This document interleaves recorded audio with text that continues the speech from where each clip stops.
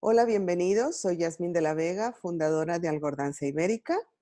Y hoy me acompaña Mar Montserrat, una carita familiar, alguien muy querido para nosotros porque ella es ambasador de Algordanza, pero además tenemos la enorme fortuna de contar con su experiencia como terapeuta y también además es antropóloga de profesión. Vais a disculparnos luz que tenemos, pero estamos haciendo lo mejor posible desde donde cada una se encuentra. ¿Cómo estás, Mar? Muchas gracias por acompañarme. Muchas gracias, Yasmín. Pues muy contenta, muy emocionada de este inicio de proyecto y con ganas de compartir y de estar aquí con vosotros una vez más. Muchísimas gracias por la invitación. Al contrario, es un honor contar contigo como miembro de nuestra familia y la verdad que se trata, yo creo que de compartir en público conversaciones que hemos tenido tú y yo en privado alrededor del duelo, particularmente el duelo en la infancia, que es donde tú tienes experiencia. Cuéntanos como introducción, ¿qué te lleva a dedicarte a este tipo de terapia? ¿De dónde surge? Sé que es desde una investigación que tú hiciste con respecto a este tema, particularmente en España, pero cuéntanos a fondo cuál es el background de este interés tuyo. Mm. Bueno, yo creo que el tema de la muerte es un tema que nos apela a todos.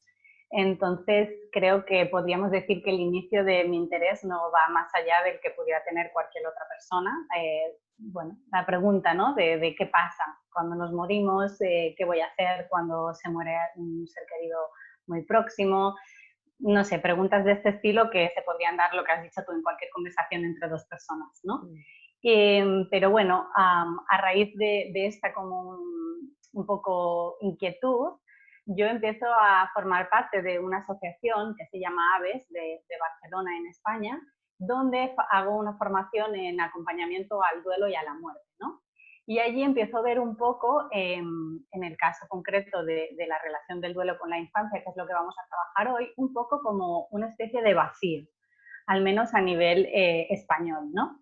Y ahí me empieza a entrar el gusanillo de conocer un poquito más sobre este tema. Y curiosamente en esa época yo también estoy haciendo una formación como terapeuta y decido vincular mi trabajo final de máster en la relación de precisamente eso, el duelo y la infancia. La verdad es que fue un trabajo de investigación a nivel de revisión bibliográfica, no pude contar con una parte práctica, pero a la par, como te estaba comentando, yo estaba haciendo este voluntariado en esta asociación y curiosamente en esas fechas aparece la posibilidad de abrir un primer grupo de duelo con niños exclusivamente, que hasta entonces no existía. Entonces, bueno, fue como un trabajo que tuvo una parte práctica que no fue tan oficial o no fue tan científica porque no se pudo recoger la información porque se daba muy a la par y por tema de fechas no era posible, pero sí me permitió a mí un poquito ver algo más que solo la bibliografía sobre la temática. Y Sí, luego, por otro porque lado, por un disculpa. lado, sí, que cabe aclarar que tú no tienes un entrenamiento como psicóloga, pero sí es verdad que, y eso porque te conozco a modo personal, siempre has tenido esa inquietud de ayudar y de acompañar en estos momentos de duelo, de pérdida, incluso de la pérdida de la vida propia, ¿no? Mm, Em, Cuando tú hablas de que hay un vacío en la sociedad, hablando de España, ¿se puede hablar de que hay un vacío a nivel global dentro de lo que tú conoces como antropóloga ya? mm. En cuanto que no se ve el duelo de los niños con la misma seriedad que se ve el duelo en los adultos, como si pensásemos que ellos no lo entienden o que no les afecta tanto o que no lo toman de una forma tan privada, que ya les pasará. Mm, Cuéntanos de este vacío y por qué se da ese vacío. Ok. Es muy interesante porque realmente mi formación como antropóloga también tiene que ver con este interés al ver precisamente que eso que uno conoce como la realidad, que es su entorno y su propia experiencia, muchas veces al encontrarse con otras culturas se ve un poco como contrariado, porque resulta que eso que tú entiendes como la realidad y la verdad no es la realidad y la verdad, porque hay otras muchas maneras de hacer las cosas. Y en este caso, en concreto, cuando estudias antropología, empiezas a ver cuáles son los ritos funerarios en relación a otras culturas y te puedo asegurar que hay una amplísima variedad, ¿no? O sea, ¿hay Eh, otras culturas donde los niños son incluidos en los rituales o son incluidos? Porque, por ejemplo, nosotros Efectivamente. llegamos a, en nuestra área de nuestra labor, nos encontramos con familias que no quieren que los niños estén presentes, si bien Ujú. nosotros no somos funerarios, pero se va a hablar de la pérdida, vamos a hacer una colección en ese momento, una recogida de esencia que en un momento puede ser el abrir una urna. Y vemos que en muchas ocasiones al niño se le quiere proteger de esta situación, ¿no? O después contárselo de otra manera, ya casi que basándose en las creencias de cada uno, ¿no? Pero dices Efectivamente. tú, hay otras culturas donde el niño es partícipe de incluso lo que es el fallecimiento en sí, ¿no? Y luego lo que es el ritual y lo que venga. Efectivamente, hay muchísimas otras culturas donde todo lo que se llaman los rituales que están en relación al rito funerario, los niños son partícipes, igual que las hay donde no lo son, o igual que las hay donde ni siquiera las mujeres son partícipes. Es decir, hay una amplia variedad, ¿no? Pero en todo caso es muy interesante porque efectivamente en nuestra sociedad hay una especie de ocultamiento de la muerte en relación a la infancia, ¿no? Como si la muerte fuera algo que nos da miedo y que por lo tanto parece que nombrarla o acercarse a ella podría ser como un llamamiento a que ésta venga, ¿no? Y hay una especie de intención de protección de la infancia. Pero es interesante porque a nivel de estudios se sabe que ese factor mm, no favorece en absoluto al proceso de duelo, ni de los adultos ni de los niños, ¿no? O sea, la Entonces, negación de que algo va a suceder no ayuda a luego saber gestionarla cuando sucede. Y no hay nada más seguro que el hecho de que la muerte sucede y nos va a suceder efectivamente. a todos. Mira, me recuerda mucho una anécdota cuando hace unos años eh, concedí una entrevista para el periódico Expansión, un periódico económico, y en una de las preguntas era, ¿qué, ¿cómo está siendo esta experiencia de hablar sobre la pérdida? Y yo dije, bueno, me parece una oportunidad maravillosa porque incluso un periódico como el vuestro está hablando de este tema, ¿no? Ya no solamente que hablen de Algordanza, de nuestro servicio de transformación de un restos humanos a diamantes, sino que se hable, que pueda ser tema de conversación en el hogar o entre en una familia, ya es beneficioso porque se menciona, se dice. Y lo que tú dices, cuando nos enfrentamos en una sociedad, una cultura o en un núcleo familiar donde de esto no se habla, lo que nos viene con el acontecimiento es desconfianza, es duda. Bueno, tú me podrás explicar mucho mejor, ya que todas aquellas emociones negativas que pueden surgir. Efectivamente, sí. La verdad es que socialmente, hace años, se podía decir que en nuestra sociedad occidental, por llamarla de alguna manera, pero más concretamente en el entorno de España, que es el que conozco mejor, existían dos grandes tabús, perdón. Uno era el sexo y la otra era la muerte.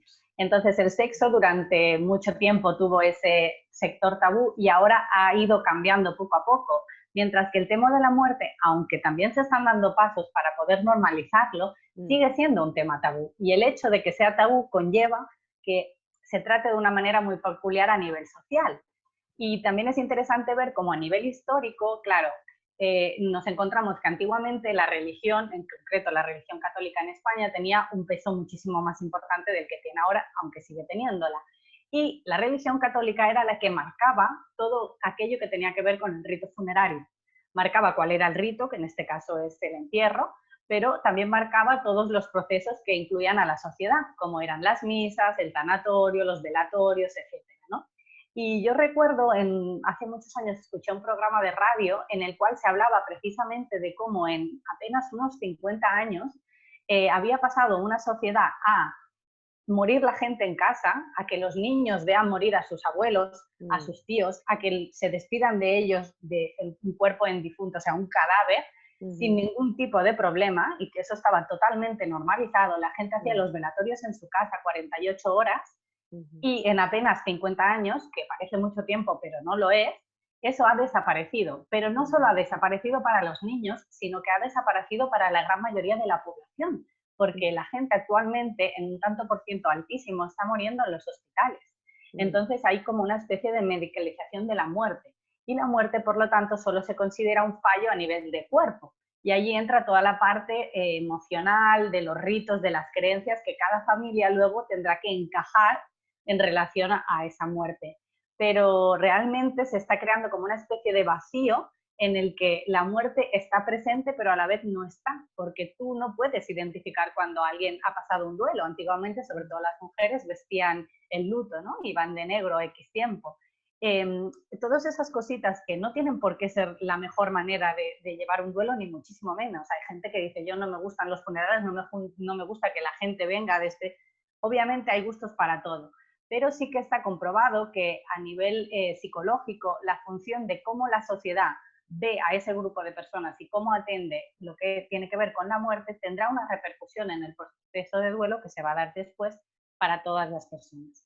En este caso, los niños son los que quedan como todavía un poquito más por debajo, porque los propios adultos, pues al tener miedo de la muerte, al no saber cómo afrontarla, al ser un tema tabú, al ser algo que es negativo, etcétera, tiene toda una serie de connotaciones, hacen que estos niños queden todavía más apartados y muchas veces desprotegidos, porque al final la pérdida la van a pasar igual, sea por un duelo de muerte, como estamos hablando. Dime, perdón. Efectivamente, no, y además te iba a decir, no solamente estamos ahora hablando del duelo de la muerte de un familiar, pero los niños sufren la pérdida de sus mascotas y la gran mayoría de un alto porcentaje de mascotas mueren en el veterinario, tampoco mueren en casa.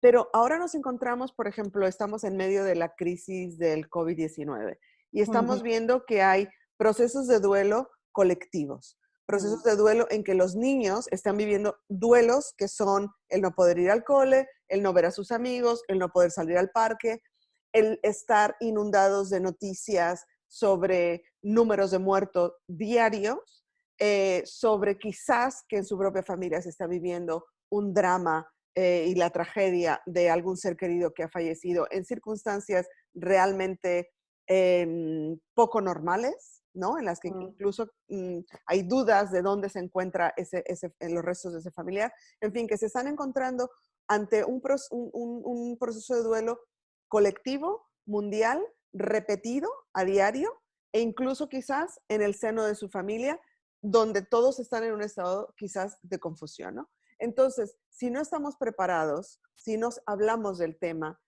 nos pueden sorprender situaciones como la que estamos ahora.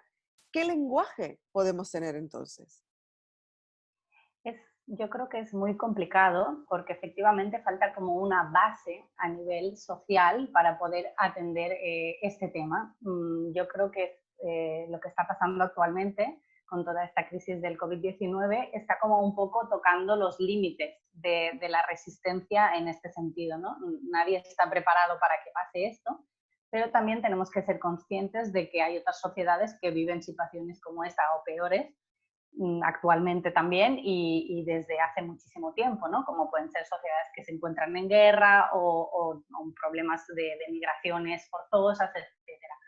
Entonces yo creo que en concreto como sociedad el núcleo familiar para los niños es como el punto vital, o sea, lo que tiene que llegar tiene que llegar desde el núcleo familiar. A pesar de que la sociedad cambie, es muy importante que la atención de los menores se dé dentro del núcleo familiar. ¿Qué pasa? Que cuando hay una pérdida en el núcleo familiar, los adultos que normalmente se encargan de estos niños están padeciendo la pérdida. Y cuando es una pérdida en las situaciones como las que nos encontramos ahora, donde el sufrimiento es altísimo por esa falta de despedida, de proximidad física, de situación, lo que decías tú, ¿no? ¿Dónde está esa persona en este momento, etcétera?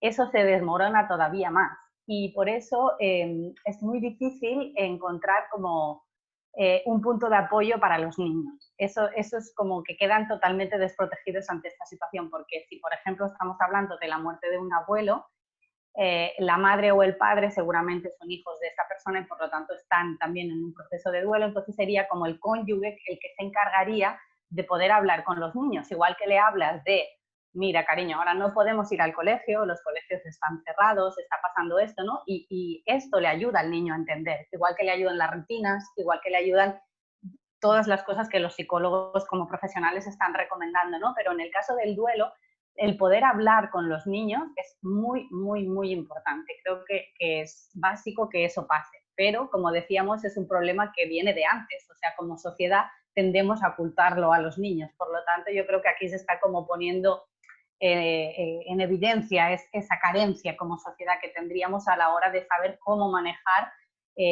la muerte en relación a la infancia. Hay una cosa importante con respecto al hablar con los niños. ¿Hasta qué punto es escuchar a los niños? ¿Hasta qué punto es hacerles preguntas, dejarles que se expresen, dejarles que digan cómo ven ellos la pérdida? O sea, yo tengo la experiencia personal de mi sobrino cuando era pequeño, tenía quizás unos 3 años, y el pececito que tenía de mascota murió. Se llamaba Bob, el pez.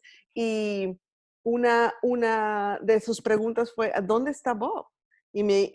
Bueno, su madre le decía, está sepultado en el jardín, y él decía, no, ¿dónde está Bob? Y él hablaba de la esencia de Bob, ¿no? Bob como individuo, como ese ser con el que me he relacionado, ¿dónde está? Su cuerpo está allí, pero él ¿dónde está? Y entonces surgió la oportunidad de una conversación muy bella en la que su madre le pregunta, ¿dónde crees tú que está? Y él dice, no lo sé. Y le dice ella, ¿dónde estabas tú antes de nacer? Y la expresión fue de, wow, no se me había ocurrido nunca, no, claro, con 3 años, imagínate, a nosotros como adultos, muy pocos creo que nos hemos hecho esa pregunta, ¿no? Pues imagínate con 3 años, ¿dónde estaba? Y le dice ella, efectivamente, ¿dónde estabas? Es Entonces, yo creo que en tu experiencia ahora, pasamos de tu labor como antropóloga, pasas por tu deseo personal de querer estar de participar en la bella formación de crear un espacio para niños, para que ellos puedan expresarse y vivir sus duelos. Cuéntanos esa experiencia y cuéntanos lo que has escuchado de niños y las preguntas que te han hecho padres y todo esto. Sí, la verdad es que los niños son maravillosos. Em, Pareciera eso, ¿no? Que el duelo y la muerte es algo muy denso y muy difícil y muy pesado en general, ¿no? Y los niños te muestran como otra manera de vivirlo. Es su manera. Cada niño es un mundo, eso para empezar, ¿no? Yo, cada niño Y cada circunstancia que han vivido, obviamente. efectivamente, pero cada niño es un mundo, tiene sus propias herramientas, tiene su propia experiencia de vida, o sea que por lo tanto cada uno tiene como un inicio para afrontar esa realidad. Obviamente las creencias, en este caso de las familias, tienen mucho que ver, ¿no? Porque los niños que en casa tienen creencias, por ejemplo, de ámbito religioso cristiano, pues tendrán unas explicaciones concretas para lo que ha pasado. Niños que en su casa son más ateos tendrán otras explicaciones, etcétera, etcétera, ¿no? Y es muy interesante porque son un reflejo de nuestra sociedad, ¿no? Pero al final es cuál es la manera o cuál es el camino que ellos encuentran para darle una explicación que a ellos les valga, porque habrá niños que con 4 años no podrán entender una explicación adulta sobre lo que ha pasado, por lo tanto tendrán que crear su propia explicación. Y como estabas diciendo tú, lo básico es preguntarles y darles el espacio. Y ellos, Y que incluso ellos crean su propia historia. efectivamente, Permitirles que crean su propia historia, no necesariamente que entren en el argumento que a nosotros como adultos nos trae consuelo o respuesta, sino permitirles que ellos creen en la historia que a ellos les responde, ¿no? efectivamente. Tenemos que tener claro que hay casos y tipos de muerte mucho más em, fuertes que otras, sobre todo por el tema Más de dramáticas, que es una claro. muerte como que se ha visto venir, que digamos que estaba, y otra muerte que es súbita. Eso cambia muchísimo el esquema en el que nos encontramos. Pero en cualquier caso, lo que suele pasar es que el duelo es un proceso. Entonces, los niños, cuando tú hablas con ellos y apenas han pasado 15 días de la muerte de un ser querido, tienen una explicación.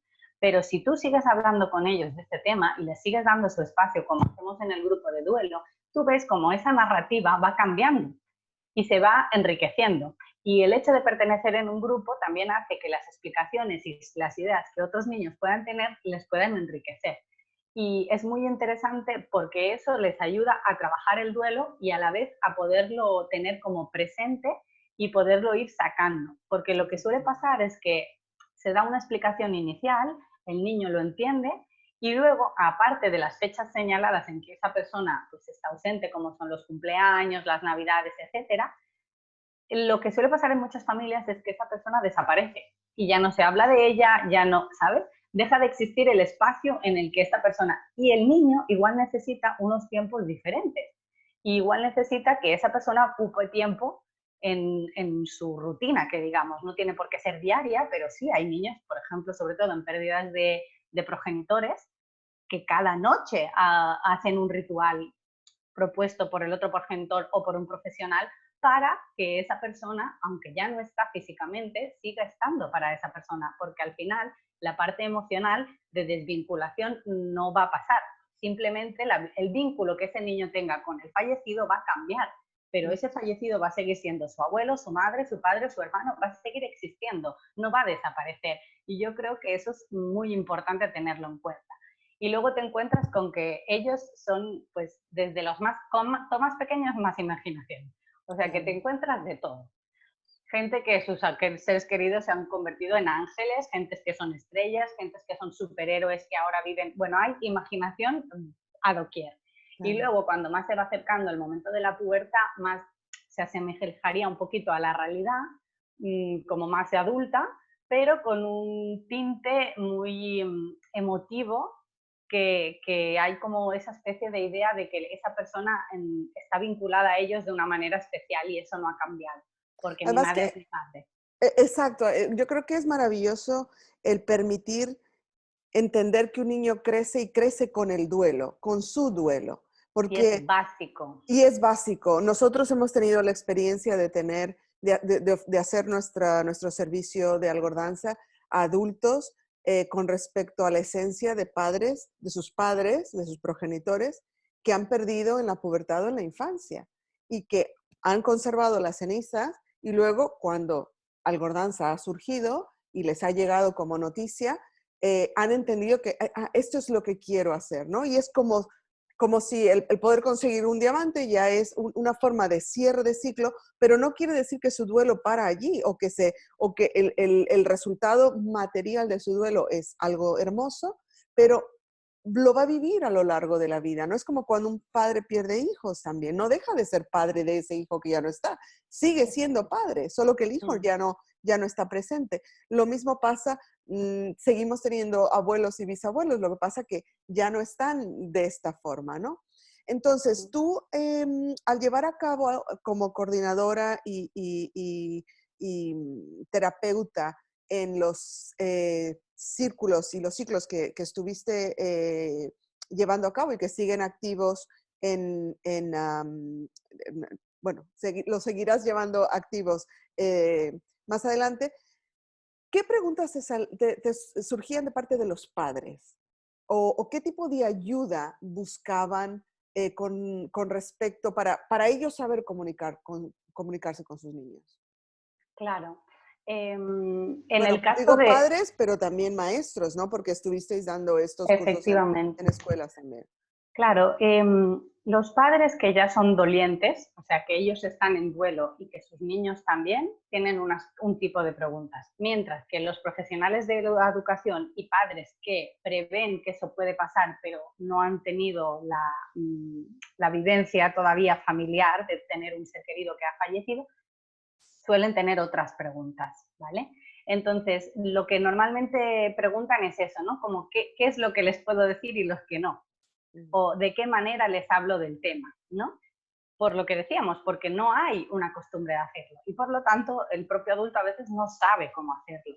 Nosotros, en el caso de que ha habido una muerte, siempre recomendamos que sea una figura de referencia para ese niño que lo diga. Si, por ejemplo, falleció un abuelo y la madre de ese niño está muy afectada porque era su padre, lo puede comunicar el padre. ¿no? Y puede comunicar, pues, que ha pasado esto, cómo está la madre, que estamos tristes, ponerle palabras a las emociones y a la vez preguntarle al niño cómo se siente, qué te gustaría hacer, has pensado algo y proponerle, ¿no? Cómo llevar este. Y siempre también hay como gente que es partidaria de que los niños participen en los ritos y gente que no, y nos preguntan muchas veces, ¿puede venir al funeral? ¿Es conveniente que lo haga? Es Mm, conveniente que se lo pregunte. mm. Si tú le preguntas al niño lo que quiere hacer, él te dará una respuesta y lo más importante es que tú le expliques con la mayor capacidad de detalle lo que va a pasar. Es decir, los niños funcionan con anticipación. El niño necesita sentirse en un entorno seguro. Por lo tanto, si está pasando por una cosa que es completamente nueva, su familia está en un estado emocional completamente diferente al habitual y tú quieres llevarlo a un funeral, es importante que el niño sepa lo que se va a encontrar. Pues va a haber una persona que estará dando una misa en caso que sea un funeral religioso, las personas se van a sentar en los bancos, hay que estar en silencio, etcétera, etcétera. ¿Quieres despedir al niño de la persona que ha fallecido? Pues vas a ver a la persona que sea, ¿no? A tu padre, que está muerto, estará tumbado en un sitio, estará blanco, no habla, no, ¿sabes? Como darle todos los detalles porque es importante que no dejemos juego a la imaginación. A veces los adultos, para proteger a los niños, no decimos según qué cosas y O luego utilizan un resulta lenguaje equivocado, porque pueden decirle está dormido y después el niño puede tener efectivamente, miedo de dormir, ¿no? O cree que al dormirse se va a efectivamente, morir. O sea, yo creo que es, sobre todo es tener un lenguaje que es correcto y que es honesto. No, efectivamente. más allá de traer un lenguaje que en vez de proteger al niño terminamos confundiéndolo. Mm. El tema de los eufemismos es un tema que también aparece mucho en relación al tema del tabú de la muerte en nuestra sociedad y es el temor de nombrarla. Mm. O sea, nadie dice ha muerto, ha fallecido, es como se ha ido, Se ha ido, ya no está, partido, claro. nos ha dejado. ¿Y qué pasa? Que cuando eso lo trasladamos a los niños aparecen frases maravillosas como se ha ido de viaje, tu padre está en un sitio mejor. Tú no le puedes decir a un niño de 7 años que para su padre existe un sitio mejor que no sea cerca de él, porque no lo va a entender, no lo va a entender. Y luego también nos hemos encontrado, Claro, puede surgir ahí un sentido de abandono, un sentido de yo, efectivamente, conmigo no era feliz, o incluso es un sitio al que yo quiero culpabilidad. ir y de culpabilidad. Culpabilidad es una de las grandes cuestiones que aparecen en el duelo de la infancia. Si no hay una transparencia, aparece la culpabilidad. Porque los niños, sobre todo cuando tienen edades pequeñas, piensan que sus acciones tienen una influencia. Es decir, si yo me discutí con esta persona, esta discusión pudo provocar su muerte, cosa que no es verdad, pero que ellos no saben diferenciar tan claramente. Entonces, sobre todo lo que estabas diciendo tú, ¿no? Que sea un lenguaje honesto, adaptado a la edad de cada niño, que esto en otro momento se puede hablar, ¿no? La capacidad mental, la evolución propia del Y desarrollo sin biológico. darle más allá de lo que el niño no está dispuesto a recibir en ese momento, porque quizás Efectivamente, el niño lo que necesita es que lo dejemos y que a lo mejor viendo las fotografías de ese ser querido, ¿no? O haciendo algo que hacía con ese ser querido por su cuenta. De alguna forma permitirle, ¿no? Que él también vaya creando su propio lenguaje. o cosas tan básicas como que le preocupe quién le va a llevar al cole. Ya. Y tú le dices, no te preocupes, cariño, quien sea te va a llevar al cole. Y él se queda tranquilo, porque al final también hay un punto, sobre todo de la madurez psicológica, que hace que el niño, el tema de la relación de empatía, no está al mismo nivel que el adulto. Entonces él está preocupado por eso, quién cuidará de él, quién le dará de comer, quién le acompañará, quién hará no sé qué, porque esa es su seguridad, esa es su estructura y eso es lo que hay que cuidar. Por eso los profesionales, los psicólogos aconsejan las rutinas, aconsejan el mantenimiento de ciertas cosas como estables, porque eso al niño le permite una evolución sana de ese duelo también, ¿no? Porque es como si aparece el duelo y todo lo que estaba presente y todo lo que era su rutina desaparece con ello, obviamente el proceso de duelo va a ser mucho más difícil de pasar, porque el niño necesita seguridad, básicamente. Mm. ¿Qué parte de esta experiencia se puede adaptar al duelo colectivo que estamos viviendo en este momento? cuando pueden surgir en los niños el temor de cuándo podré ir al cole, si no me lavo las manos me puedo morir, en fin, una serie de cosas que están escuchando diariamente o que quizás están tratando en casa, y más si ha sufrido alguna pérdida de un ser querido justamente debido a esta pandemia. O sea, ¿qué elementos de aquello que tú has entendido y experimentado trabajando alrededor del duelo específicamente debido a la muerte o al fallecimiento, que se puede aplicar ahora a nivel colectivo? Yo creo que sobre todo lo que estaba comentando al final, que tiene que ver con darles seguridad. Que los niños sientan que aunque todo está cambiando muy rápido y la situación actual es vista mucho de sus rutinas habituales, pues sigue habiendo cosas que están normales. Y sigue habiendo unos horarios y sigue habiendo una relación habitual con sus padres, y sobre todo que en el caso de que los adultos perciban inquietud en relación a este tema, se hable con ellos de manera normal, se les pregunte qué les preocupa, y que ellos puedan explicarte, porque lo que hacemos mucho los adultos, sobre todo con los niños, pero también entre nosotros, es presuponer que el niño ya está pensando esto o que le preocupa tal cosa. Y a veces cuando hablas con ellos te das cuenta de que no es eso lo que les preocupa, o al menos no de la manera en que tú lo has entendido. Por lo que yo creo que la escucha es básica, importantísima, dirigirse a ellos de manera humilde y con ganas de que te expliquen, de compartir, y no tanto de tener como que tú ser profesor de los niños, sino aprender de ellos, que eso es súper interesante. Y por otro lado, como adulto, tú tienes la obligación eso de cubrir unas necesidades que pasan por la seguridad, por la tranquilidad, por unas rutinas. Yo creo que eso sería como lo más básico que es importante que esté presente en este momento. Y a veces quizás no está mal reconocer aquello que como adultos no sabemos y decir, no lo sé, no sé qué va a pasar, no sé cuándo podrás ir al cole, no sé no sé cuál será nuestra normalidad.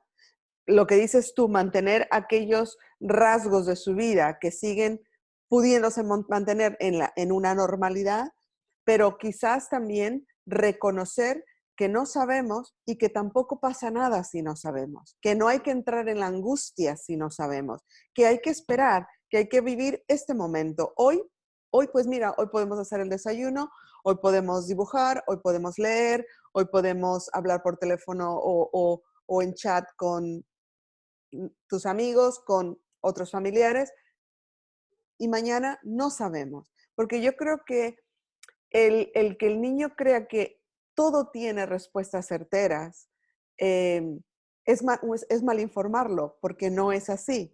Nosotros como adultos no tenemos respuestas certeras a todo. Y no pasa nada si no lo sabemos todo, ¿no? No sé qué opinas al respecto, pero Totalmente. Sí, es que incluso muchas veces cuando se habla con ellos de la muerte, eso es una cosa que aparece muchísimo. Ellos están acostumbrados, ¿no?, a que ellos preguntan algo y la otra persona les dice la verdad o les dice y cuando tú dices, pues no lo sé, ¿tú qué crees? O no sé cuándo esto va a cambiar, pero no te preocupes porque vamos a estar aquí juntos y vamos a buscar la manera de pasarlo bien el tiempo que esto dure. O simplemente estar presentes para ellos, eso es lo más importante para los niños, sentir que se les acompaña en esto que les toca vivir, porque igual que a nosotros nos toca vivirlo, a ellos también, y cada uno lo va a vivir a su manera. Pero estoy claro. totalmente de acuerdo en que esa especie de ceder, de decir, pues no, no lo sé, y no sé cuándo va a acabar, y no sé cómo va a acabar, y no lo sé, no pasa absolutamente nada, y también es una enseñanza para nuestros niños, porque ellos tampoco siempre saben todo, y a veces Claro. no saben cómo se sienten, o no saben por qué están enfadados, o no, y no pasa nada, no pasa absolutamente nada, así que Claro. estoy totalmente de acuerdo que es algo muy, muy importante también para poder sobrellevar este momento. Creo que entra dentro de una conversación honesta. Y luego también quizás enfocarnos en lo que sí tenemos, en lo que sí nos ha quedado. Nos han quedado recuerdos, nos han quedado, en el caso de nuestro servicio, pues hay alguna joya hermosa que puede durar a lo largo de las distintas generaciones. De alguna manera, no olvidar aquello que sí queda, que es el recuerdo, el amor por esta persona, el Mm. celebrar los momentos lindos que hemos vivido con esta persona, el recordarlos, el reírnos de aquello que nos hizo gracia en alguna conversación con ellos.